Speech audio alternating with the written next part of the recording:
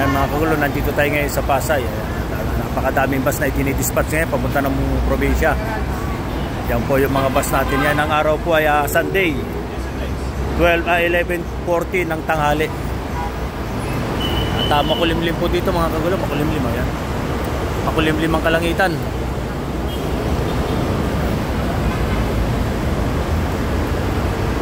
Yan po, 3284 papuntang daw Tarlac. Yan po, napakaraming bus na itidispatch po dito para sa papunta ng probinsya. San Clemente. Kasi nandiyan po ang basta ang mga pasero po nasa probinsya, kaya ganito ang ginagawa sa amin. Kalakalating oras po dispatch para matugunan po ang pangangailangan ng mga pasero dyan sa probinsya.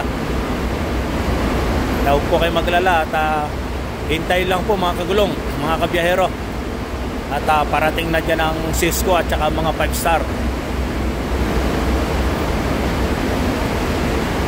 Dito nga po sa terminal, dalawa kami nakapila na. Ayun, Bulinaw, Reñesa.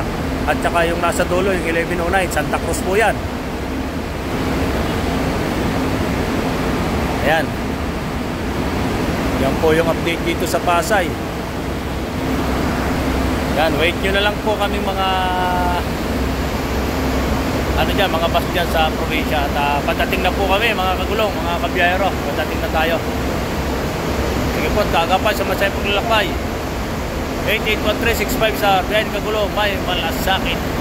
Bye bye.